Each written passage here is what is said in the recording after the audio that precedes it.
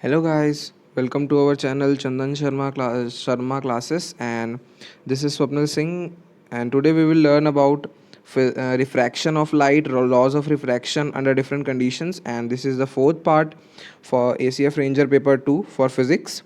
And for bio also many videos have been uploaded and the link is given in the description box.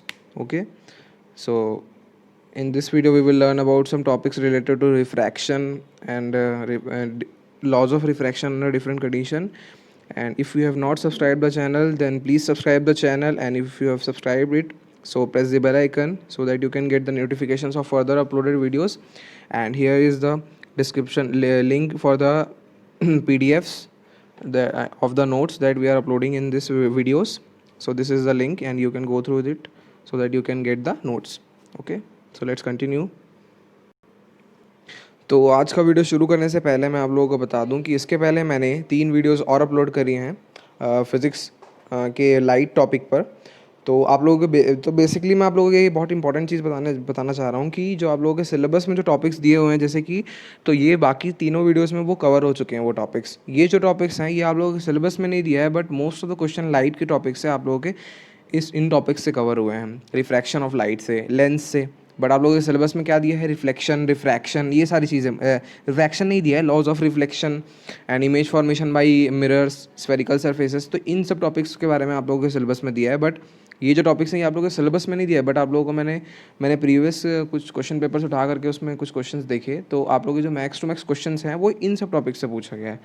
तो ये एक तरीके से कह सकते हैं आप लोग कि आउट ऑफ सिलेबस है, बट फिर भी क्योंकि इनसे क्वेश्चंस में मतलब मोस्टली पूछा जा रहा है 2 सालों में, तो इसलिए हमको ये सारे टॉपिक्स कवर करना ज़रूरी है। इसलिए मैंने इन टॉपिक्स को उठा करके इन पे वीडियोस बनाए ताकि आप लोगों को हेल्पफुल हो सके। ठीक है, तो शुरू करते हैं। आज का हमारा टॉपिक है रिफ्रैक्शन ऑफ लाइट। ठीक, तो इसका डेफिनेशन यहाँ पे दिया हुआ है, the phenomenon of change of light when as it passes obliquely from one transparent medium to another is called refraction of light।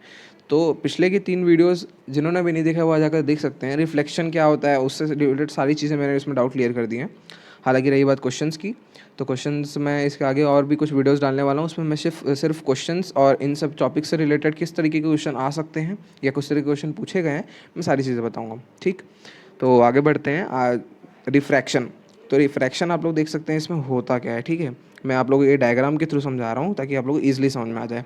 सबसे पहले होता है क्या है? मीडियम। मैं आप लोगों को मीडियम समझाता हूँ। जैसे कि आप लोग देख सकते हैं कि हम लोग एक टॉर्च जलाते हैं, ठीक है, तो आप लोग नोटिस कर सकते हैं कि टॉर्च की लाइट एकदम सीधी नहीं जाती है।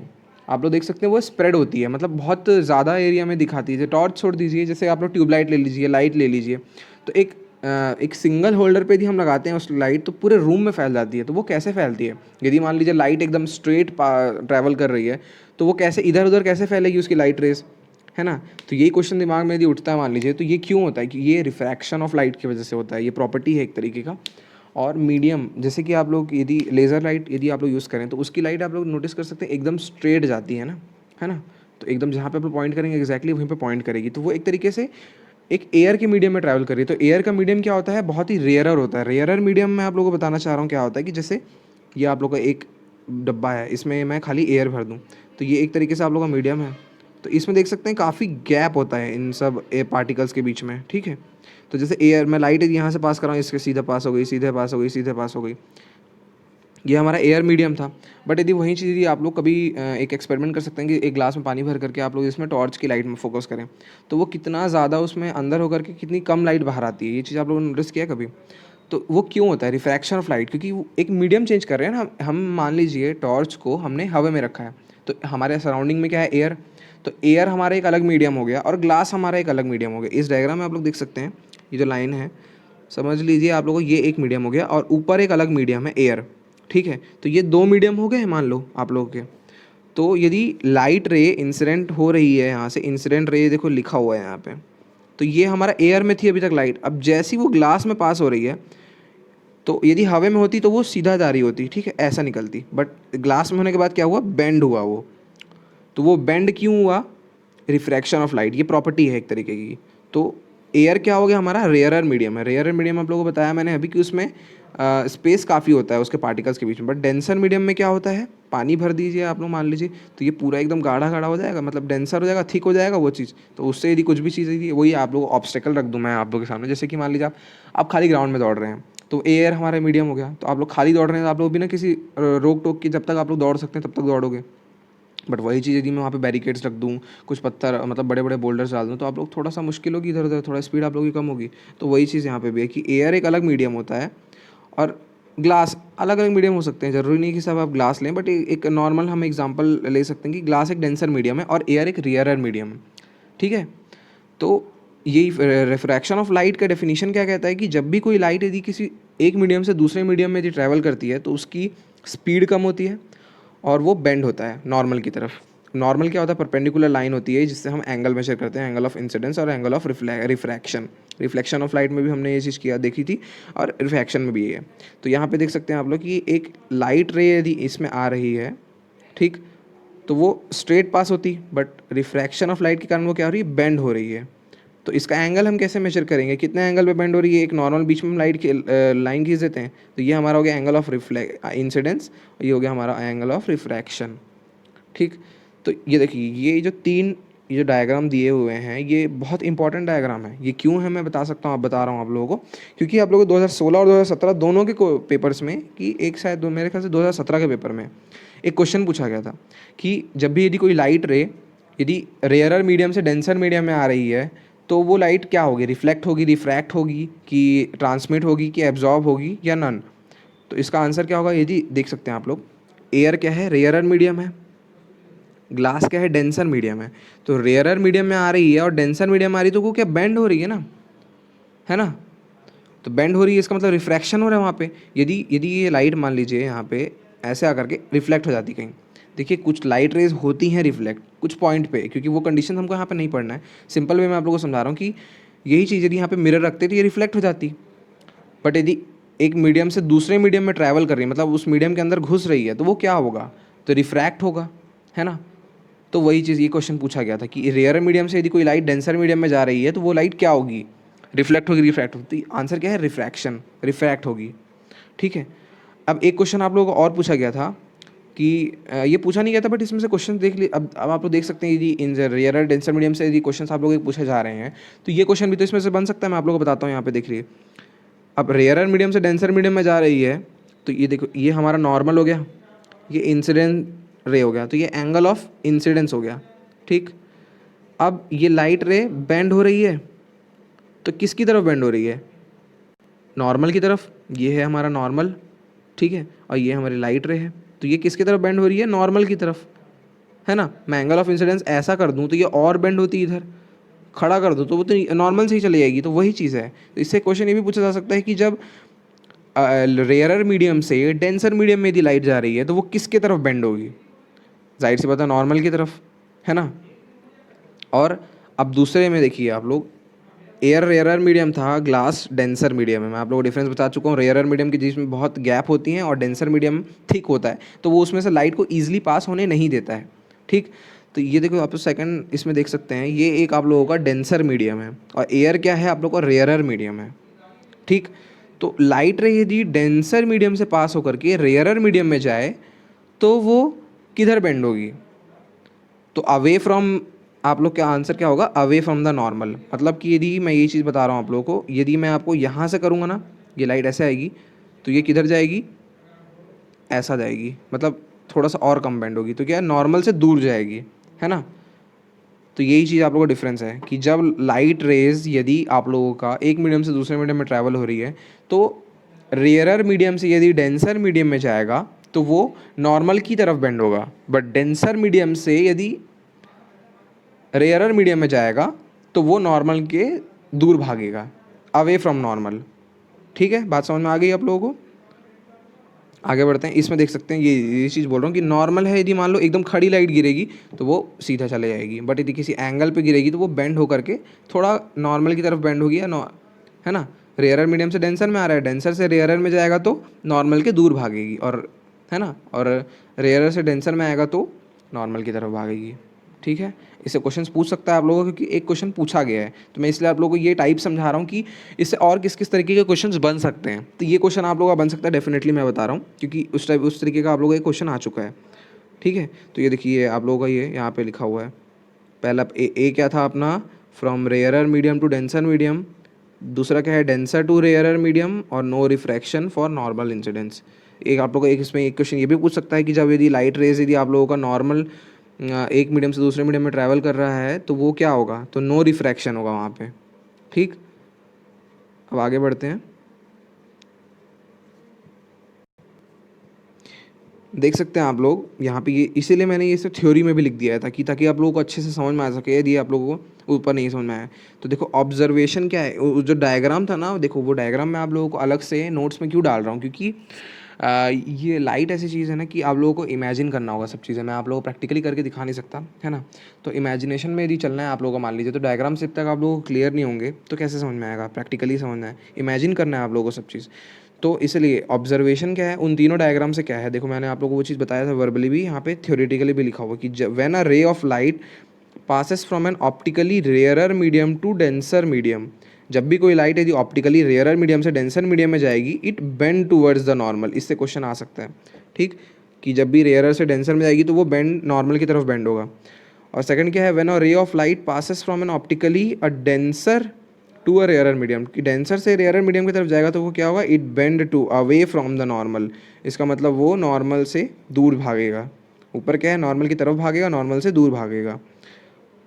और तीसरा क्या है, a ray of light travelling along the normal passes undeflected, मतलब कि वो किसी तरफ भी बेंड नहीं होगा। ठीक है, तो आप लोग यहाँ से भी प्रैक्टिकली इस चीज़ को इमेजिन कर सकते हैं।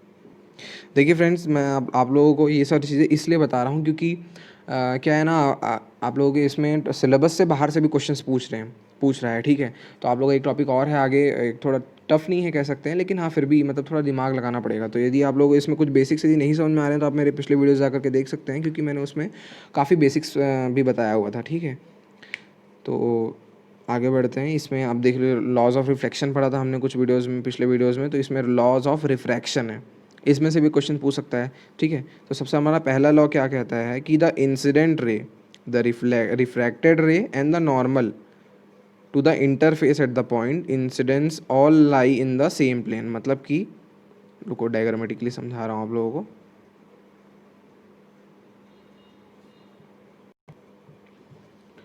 ऊपर था एक ये डायग्राम में आप लोग देख सकते हैं, जैसे कि ये हमारा ग्लास हो गया। ठीक, एक रे ऑफ लाइट आ रही है, ये एक नॉर्मल है, तो ये इंसिडेंस लाइट हो गई, ये बेंड हुआ, ये हमारा हो गया रिफ्रैक्टेड रे। ठीक है ना। तो क्या है, इंसिडेंट रे, रिफ्रैक्टेड रे और जो नॉर्मल है वो हमारा सेम प्लेन में लाई करता है। अब प्लेन के लिए आप लोगों को थोड़ी बहुत कोऑर्डिनेट ज्योमेट्री वगैरह मैं उसमें नहीं पहुंचा सकता आप लोगों को, लेकिन जस्ट इमेजिन रख लीजिए, कर लीजिए कि सेम प्लेन में लाई करता है। कैसे भी करें, एक ही प्लेन पे लाई करेगा। तो ये तो रिफ्लेक्शन ऑफ लाइट में भी यही था कि incident ray, the refracted ray and the normal all lie in the same plane. ठीक है, सेकेंड लॉ क्या कहता है कि, देखो ये बहुत इंपॉर्टेंट है क्योंकि आप लोगों को ये न्यूमेरिकल्स में भी आएगा, भले ही आप लोगों का पूछा नहीं गया है, बट एक क्योंकि इसमें से कुछ भी क्वेश्चन बन सकता है, तो आप लोगों को ये चीज़ भी पूछ सकता है कि जो सेकंड लॉ है उसका मैथमेटिकल फार्मूला क्या है ना।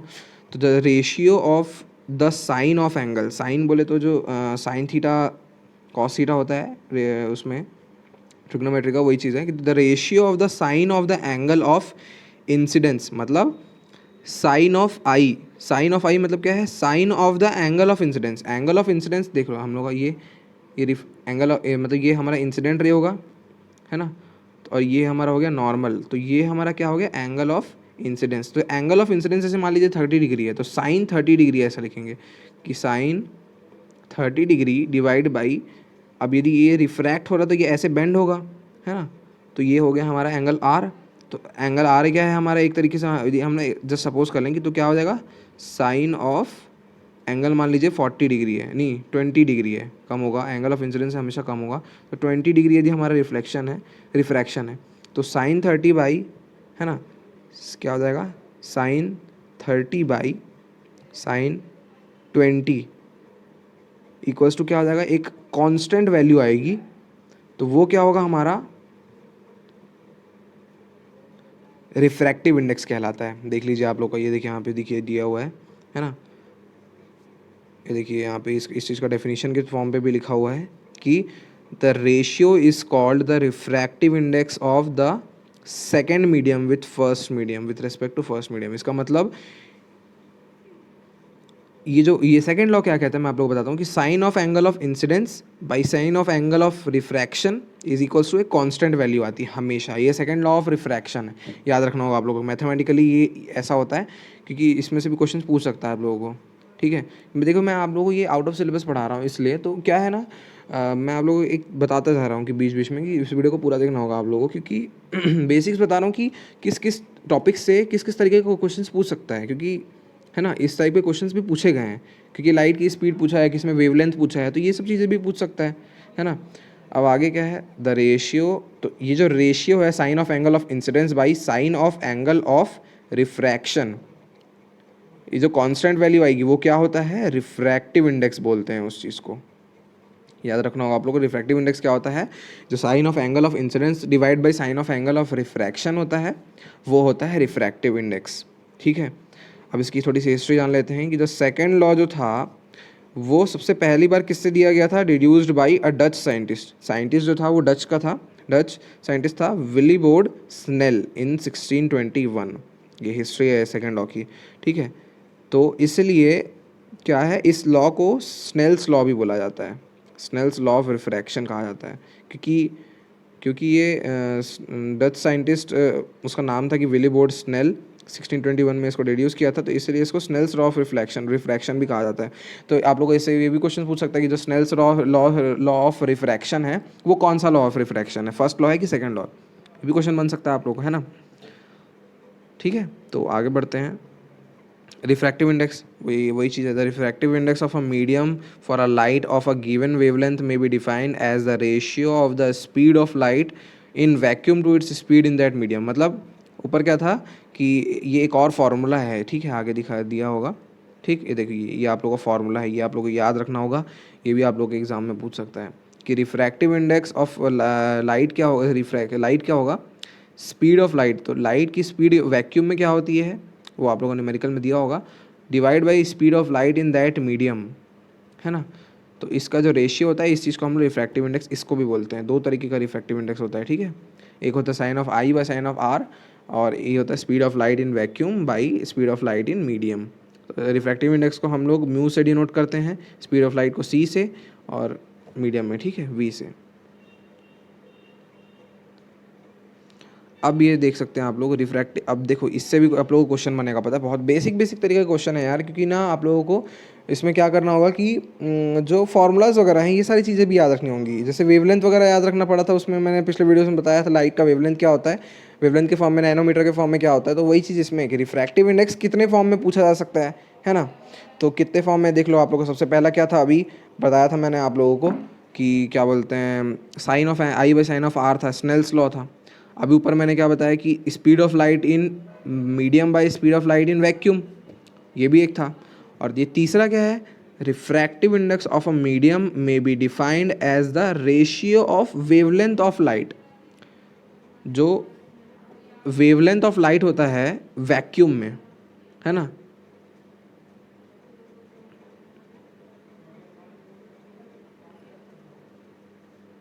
है ना। तो स्पीड दो रेशियो ऑफ वेवलेंथ, जो वेवलेंथ ऑफ लाइट का जो रेशियो है divide by wavelength of light in that medium. मतलब दो मीडियम होगा, एक वैक्यूम लेना है हमको, एक क्या लेना है जो उसी मीडियम जिस मीडियम में हम लोग कंसिडर कर रहे हैं, और एक वैक्यूम है। जैसे एयर और ग्लास लिए थे, एक एयर था एक डेंसर था, तो वही चीज़ यहाँ पे क्या करना है, एक एक चीज़ हमको मान लेना है कि हमारा एक है वैक्यूम और एक है हमारा उस पर्टिकुलर मीडियम में। तो सी क्या है, वैक्यूम को डिनोट करता है, ये देखो आप लोग देख सकते हैं यहाँ पे कि रिफ्रैक्टिव क्या है, speed of light in vacuum है। तो वही चीज़ है यहाँ पे कि नीचे क्या हो रहा है, speed of light in vacuum बोला है ना, wavelength of light in vacuum. तो ये wavelength of light in vacuum हो गया, wavelength of in particular that medium. तो ये फॉर्मूला आप लोग क्या करना है कि ये देखो, ये इसको क्या बोलता है, lambda of vacuum by lambda of medium, क्योंकि लैम्डा क्या होता है, वेवलेंथ होता है ना, और म्यू क्या होता है, हमारा रिफ्रैक्टिव इंडेक्स होता है। याद रखना आप लोग, ठीक है। आगे बढ़ते हैं, यहाँ तक समझ में आया आप लोगों को, तो होप आप लोगों को समझ में आ गया होगा। अब आगे बढ़ते हैं, तो हमारा नेक्स्ट टॉपिक क्या है, जो फैक्टर्स, ठीक है, नेक्स्ट टॉपिक क्या था हमारा, factors on which the refractive index of a medium depends. मतलब रिफ्रैक्टिव, देखो रिफ्रैक्टिव इंडेक्स ना बहुत इंपॉर्टेंट टॉपिक है, पता है, रिफ्रैक्शन ऑफ लाइट के लिए, क्योंकि ना इसके थ्रू ही आप लोगों का पूरा न्यूमेरिकल्स वगैरह सॉल्व होता है, तो इससे बेसिक बेसिक क्वेश्चंस पूछे जा सकते हैं, है ना, क्योंकि आप लोगों का इसमें से इस टॉपिक से क्वेश्चन आ रहे हैं, तो मैं इसलिए आप लोगों को हर तरीके से प्रिपेयर कर रहा हूँ कि आप लोग यदि ये वीडियो देखें तो आप लोगों को हर तरीके का आइडिया हो जाए कि हाँ किस किस तरीके से कहाँ कहाँ से क्वेश्चन किस किस टॉपिक से पूछा जा सकता है। तो क्या है, factors on which refractive index of a medium depends, है ना। तो चार फैक्टर्स होते हैं। सबसे पहला क्या है, नेचर ऑफ द मीडियम, है ना, speed of light of medium, wavelength of medium, हमने जो फॉर्मूला पढ़ा ऊपर, तो क्या है वो, नेचर ऑफ मीडियम ही तो है। वेवलेंथ ऑफ लाइट यूज्ड, है ना, और टेम्परेचर हो गया, और nature of the surrounding medium, मतलब सराउंडिंग में क्या है, वैक्यूम है कि एयर है कि क्या है। तो इन चार फैक्टर्स पे बेसिकली डिपेंड करता है, क्या क्या है, nature of medium, wavelength of light, temperature और नेचर ऑफ सराउंडिंग मीडियम, है ना। तो ये फैक्टर्स पे डिपेंड करता है, इससे आप लोगों को ज़्यादा कुछ नहीं लेना था, बस याद रखना है आप लोगों को क्या क्या फैक्टर्स होते हैं। ठीक है, आगे बढ़ते हैं। तो ये देखो, ये भी बहुत एक तरीके से इम्पॉर्टेंट टॉपिक है, कॉज ऑफ रिफ्रैक्शन, है ना। तो इसका थ्योरी पढ़ते हैं सबसे पहले। Light travels with a different speed in medium, है ना। अब देखो ये कॉज ऑफ रिफ्रैक्शन क्या है, ये लंबा चौड़ा थ्योरी है, ठीक है। इसमें क्या लिखा हुआ है, light travels with different speed in different media. तो मैं आप लोगों को ये वर्बली समझाता हूँ, ठीक है। आप लोग एग्जांपल के तौर पे समझाता हूँ मैं, कि जैसे मान लीजिए आप लोग यदि कोई बॉल ही है, मान लो यदि बॉल आप हवा में फेंकते हैं, ठीक है, यहाँ पे खड़े होकर के आपने फेंका है बॉल को, तो बॉल क्या है, स्टार्टिंग में तो एकदम तगड़ी स्पीड में जाएगा, बट धीरे धीरे उसकी स्पीड कम होती है तो वो फिर नीचे गिरना शुरू करता है। तो नीचे क्यों गिरना शुरू करता है, आप लोगों ने नोटिस किया कभी, कि जैसे जैसे उसका डिस्टेंस, देखो यदि स्टार्टिंग में ही हम उसका स्पीड मेजर करें तो काफ़ी स्पीड होता है, बट जैसे जैसे डिस्टेंस बढ़ता है तो जो आपने बॉल फेंकी है हवा में, तो उसकी स्पीड कम होती है कि नहीं होती है। तो आप लोग नोटिस करेंगे जब स्टार्टिंग में फेंका तब स्पीड ज़्यादा थी, ऊपर पहुंचा तो स्पीड धीरे धीरे धीरे धीरे कम हुई। धीरे धीरे कम क्यों हुई, क्योंकि डिस्टेंस बढ़ता गया, है ना। तो डिस्टेंस बढ़ रहा है तो स्पीड कम हो रही है बॉल की, तो बॉल फिर नीचे गिरना शुरू कर रही है। तो वही चीज़ यहाँ पे कॉज ऑफ रिफ्रैक्शन में भी है, देखो आप लोग, ठीक है, नोटिस करें यहाँ पे क्या लिखा है, कि the light travels with different speed in different media, है ना, अलग अलग स्पीड है। तो वही चीज़ है कि जो लाइट है, मान लो अलग अलग जो रेयरर मीडियम डेंसर मीडियम होते हैं, तो हर बहुत सारे मीडियम यूज़ कर सकते हैं। ये तो हम लोग बेसिक ऐसे इसलिए ले रहा हूँ कि आप लोगों को ये चीज़ कॉमन है। तो अलग अलग मीडियम में अलग अलग स्पीड पे लाइट ट्रैवल करती है। तो वही चीज़ इसमें लिया है कि जो बेंडिंग ऑफ रिफ्रैक्शन है वो क्या क्यों होता है, जो रिफ्रैक्शन, अब ऊपर हमने देखा ना कि वो जो लाइट जो आ रही है वो बेंड हो रही है ना, स्ट्रेट नहीं पास हो रही है। तो क्यों हो रहा है, क्योंकि वो मीडियम उसका चेंज हो रहा है, एक रेयरर था, रेयरर से डेंसर में आ रही तो उसकी स्पीड चेंज हो रही है। तो वही चीज़ में कॉज ऑफ रिफ्रैक्शन में क्या होता है कि जो लाइट है वो अलग अलग मीडियम में अलग अलग स्पीड में ट्रैवल करती है। तो बेंडिंग ऑफ लाइट क्या होता है, हम लोग रिफ्रैक्शन बोलते हैं। तो रिफ्रैक्शन क्यों होता है, due to the change in the speed of light as it passes from one medium to another. मतलब कि जब एक लाइट रेज, जो लाइट रेज होती हैं वो एक मीडियम से दूसरे मीडियम में जब ट्रैवल करती हैं तो उनकी स्पीड में चेंजेस आता है। तो जब स्पीड में चेंजेस आएगा तो वो क्या, धीरे धीरे उसकी स्पीड कम होती है। तो मैंने आप लोग बोला ना कि बॉल की जैसे जैसे डिस्टेंस बढ़ता है तो वो स्पीड कम होती है, तो इसलिए वो नीचे गिरती है। तो नीचे गिरती है तो वही चीज़ है इसमें, कि जब जैसे जैसे उसकी स्पीड कम होती है वो धीरे धीरे धीरे धीरे बेंड होना शुरू हो जाती है, लाइट एकदम स्ट्रेट एकदम अपने स्पीड में नहीं जाती है, ठीक है। यही चीज़ समझा रहा हूँ आप लोग, कॉज ऑफ रिफ्रैक्शन। तो आगे क्या लिखा कि the larger the change in the speed of light as it passes from one medium to another the more is the bending due to refraction. इसका मतलब क्या कह रहा है कि जितना ज़्यादा डिस्टेंस होगा उस मीडियम में, जिस मीडियम में उसकी लाइट उसकी स्पीड कम हो रही है, उतना ज़्यादा ही जो लाइट है वो बेंड होगा नॉर्मल की तरफ। क्यों बेंड होगा, क्योंकि रिफ्रैक्शन के, ये इस फिनोमेना को हम रिफ्रैक्शन बोलते हैं। अब आप लोग अच्छे से समझ में आ गए रिफ्रैक्शन क्या है। तो यही जो ये जो कॉज ऑफ रिफ्रैक्शन है ना, इसी को हम स्नेल्स लॉ भी कह सकते हैं। स्नेल्स लॉ भी यही चीज़ डिफाइन करता है। इसका फॉर्मूला भी देखा था आप लोगों ने, फिर से देख लीजिए। Sine of angle of incidence by sine of angle of R. तो v1 और v2 क्या है, उसका वेलोसिटी है एक तरीके से, कि इसका स्पीड कैसे कैसे कम हो रहा है, स्पीड कितना कम हो रहा है।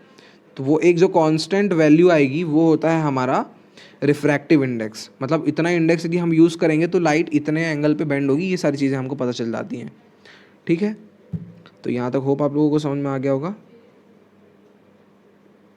क्या है यार गाइस, देखो ये बहुत बेसिक चीज़ें हैं ना, इससे रिलेटेड क्वेश्चंस मैं आप लोगों को यहाँ पे बता दे रहा हूँ। मैं हालांकि अलग से क्वेश्चंस भी सॉल्व करूँगा, बट ये सब टॉपिक्स क्या है, इसका अलग से एकदम मैं क्वेश्चंस बना करके नहीं दे सकता, तो इसलिए मैं टॉपिक से साथ ही साथ आप लोगों को क्वेश्चंस भी बता रहा हूँ इस टॉपिक से, क्योंकि मोस्टली आप लोग इस टॉपिक से क्वेश्चन पूछे हैं।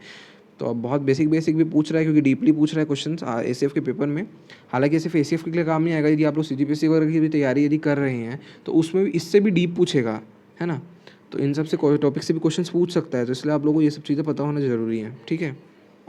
आगे बढ़ते हैं। देखो ये हमारा फार्मूला है, तो ये फार्मूला आप लोगों को बहुत वर्बली याद होना चाहिए।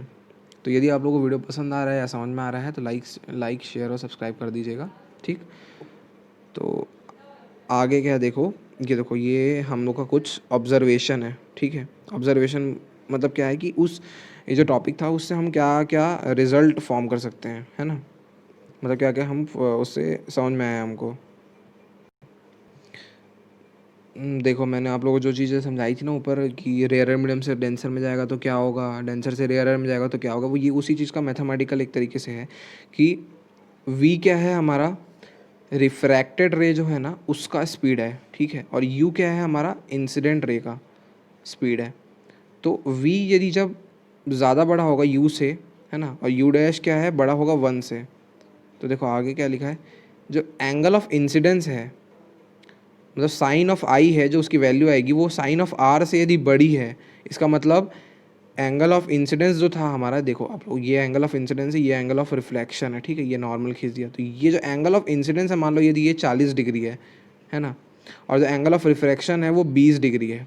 तो जब एंगल ऑफ इंसिडेंस यदि एंगल ऑफ रिफ्रैक्शन से यदि बड़ा होगा, आप लोग को इससे भी देखो, आप लोग एक बेसिक क्वेश्चन पूछ सकता है आप लोग को, है ना, कि जब एंगल ऑफ इंसिडेंस यदि एंगल ऑफ रिफ्रैक्शन से बड़ा है तो जो लाइट रेज है वो किसकी तरफ बेंड होगी। तो ये देखो यहाँ पे लिखा हुआ है, इसका मतलब कि ऑप्टी मीडियम जो 2 है, क्योंकि जो ये देखो ऊपर हम लोग का मीडियम 1 है, नीचे हम लोग का मीडियम 2 है, तो यहाँ पे क्या दिया, मीडियम 2 इज़ ऑप्टिकली डेंसर, क्योंकि स्पीड डेंसर है तभी तो उसका एंगल धीरे धीरे कम हो रहा है, रिफ्रैक्शन ज़्यादा हो रहा है। तो वही चीज़ यहाँ पे लिखा है कि जो रे ऑफ लाइट है वो बेंड टुवर्ड्स द नॉर्मल होगी, मतलब जब रेयर और लाइट से डेंसर में आएगा तो वो नॉर्मल की तरफ बेंड होगा, है ना। ये बेंड हो रही है नॉर्मल की तरफ, तो ये मैथमेटिकली इसमें प्रूव किया है ना। तो सेकंड पॉइंट में आप लोग क्या लिखा है कि देखो आप लोग कि जब एंगल ऑफ जो हमारा इंसिडेंस है वो रिफ्रैक्शन से छोटा होगा, इसका मतलब जैसे देख लो आप लोग, ये एंगल ऑफ इंसिडेंस है, ये एंगल ऑफ रिफ्रैक्शन है। तो जो एंगल ऑफ इंसिडेंस मान लो यदि हमारा ये हो गया 30 डिग्री, ठीक। एंगल ऑफ इंसिडेंस सपोज कर लेते हैं कि 30 डिग्री, और जो एंगल ऑफ रिफ्रैक्शन है वो 40 डिग्री है। तो इसका मतलब क्या है, जहाँ पे एंगल ज़्यादा कम है मान लो इंसिडेंस का, तो ये क्या है, मीडियम क्या बोला है कि medium 2 is set to be optically rarer, मतलब एंगल कम है तो मतलब रेयरर होगा क्योंकि ये स्ट्रेट ट्रैवल कर रहा है।